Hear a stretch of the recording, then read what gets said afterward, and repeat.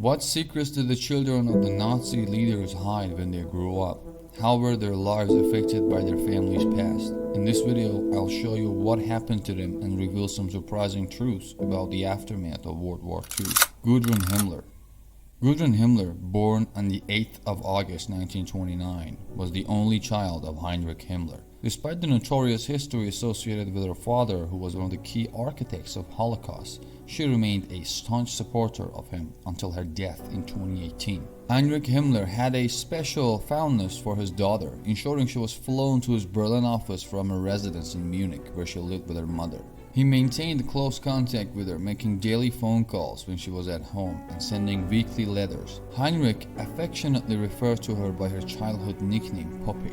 She also joined him during certain official functions. She contested the widely accepted belief that her father committed suicide by biting into a hidden cyanide capsule. Instead, she insisted he was assassinated. Following the World War II, both she and her mother were apprehended by American forces and detained in a series of camps situated in Italy, France, and Germany.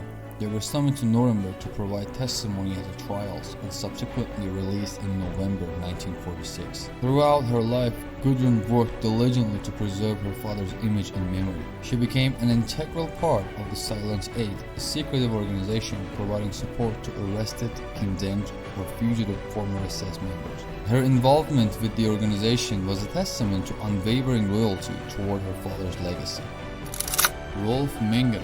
Rolf Miller, son of the infamous Nazi doctor Josef Mengele, has lived much of his life in the shadow of his father's dreadful history. Born on March 16, 1944, Rolf was raised away from the horrific concentration camps where his father carried out his notorious experiments. Rolf's early life was largely shrouded in a mystery and misinformation. He was led to a belief that his father had been a war hero and only learned the chilling truths as a young teenager. Despite the burden of his name, Rolf made efforts to lead a normal life, studying law and working as a corporate lawyer. After the war, Josef Mengele fled to South America. Relocating to a new continent meant that Mengele had to leave his son, Rolf, behind. This absence from his son's life made Rolf a person of interest, particularly for the Nazi hunters who believed that he kept in contact with his father. To some extent, they were correct. Mengele did send several letters to his son, sparking Rolf's curiosity and leading him to make a journey to South America in 1977 to meet his father. Reflecting on his journey, Rolf acknowledged that his father displayed no guilt for his horrific deeds in Auschwitz, and even attempted to rationalize them.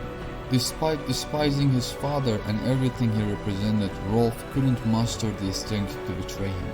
He kept silent about Mengele's South American hideout, hence the notorious Angel of Death escaped answering for his numerous atrocities. After their encounter, Rolf decided to alter his identity and sever ties with his past. It is speculated that now he is a family man and a retired attorney, leading a tranquil existence in Germany.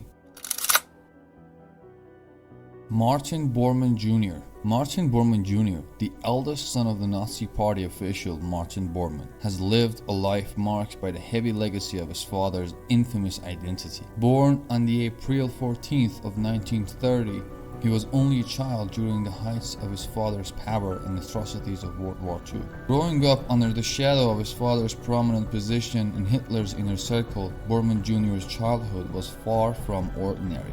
However, the young man Bormann was kept sheltered from the gruesome reality of the Nazi regime.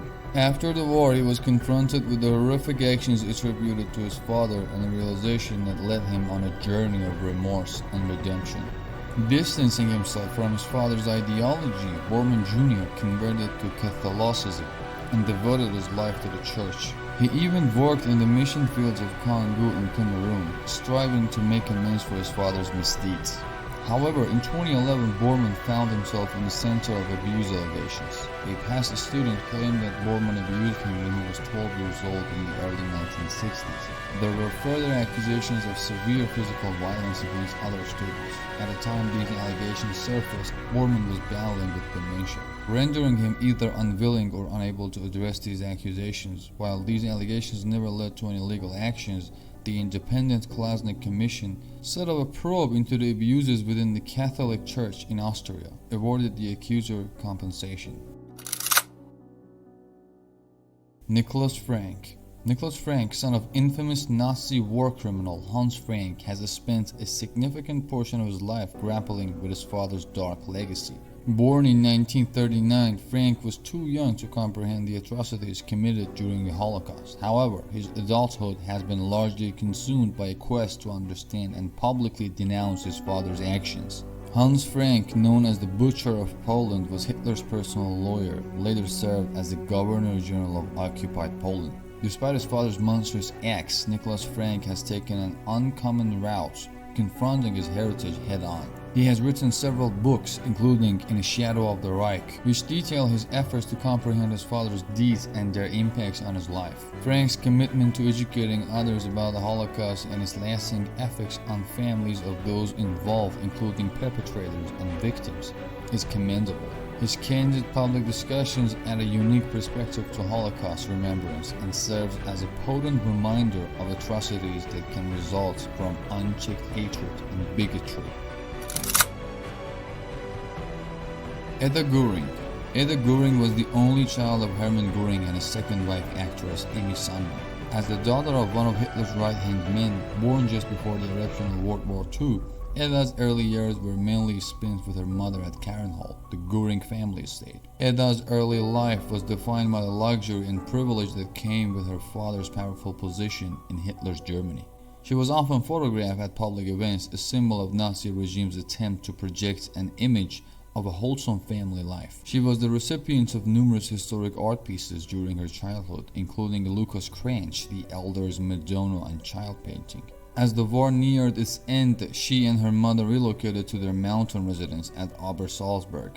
The end of the Second World War brought a reversal of fortune for the Göring family. Hermann Göring was sentenced to death at the Nuremberg trials for war crimes, although he escaped the gallows by committing suicide. His actions left Eda with a tainted legacy that she had to spend the rest of her life trying to reconcile. Eda Guring attempted to live a life away from public eye. She rarely spoke about her father in public, but maintained that he was a good man in private conversations. In the decades of the 1950s and 60s, many of the valuable gifts she had received in her youth, including the Madonna and child artwork, became embroiled in long legal disputes, most of them which she lost in 1968. While the children of other notable Nazis like Gan Heimer and Albert Speer Jr. often publicly discussed their father's roles, Guring notably refrained from such public discourse. However, during a 1986 television interview in Sweden, she broke her silence to express her deep affection toward both of her parents.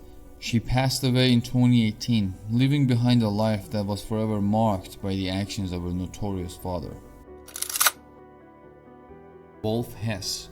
Wolf Hess was son of Rudolf Hess, a prominent figure in Nazi Germany and a member of Nazi Party. He held the position of Deputy Führer to Adolf Hitler from 1933 until 1941. He held the position of Deputy Führer to Adolf Hitler from 1933 until 1941, when he embarked on a solo voyage to Scotland in an attempt to hold peace talks with Britain. Hess was captured and subsequently put on trials in Nuremberg once the war concluded. Although he evaded execution, Hess was condemned to spend the rest of his days in solitary confinement, until he committed suicide on 17 August 1987 at the age of 93. Rather than distancing himself from his father's legacy, Wolf Hess spent his life defending it. Wolf was a staunch supporter of his father, dedicating many years in an attempt to change the public perception of his father. He tirelessly campaigned to prove his father was not a war criminal, but rather than a man simply carrying out duties in the 1930s and the early 1940s, thus absolving him of any guilt. In his teenage years, while his father was held captive following his ill-fated journey to Scotland, Wolf was a frequent visitor. His action, however, extended far beyond these visits. During the 1950s, Wolf established a committee to free Rudolf Hess, amassing several 100,000 supporters, including some notable figures in German politics. He authored numerous books advocating for the recognition of Hess as a German hero rather than a criminal. Following Hess's death in prison, Wolf contended that his demise was a result of foul play by his brilliant captors. Wolf, who spent his entire life defending his father's Nazi affiliation, passed away in 2001.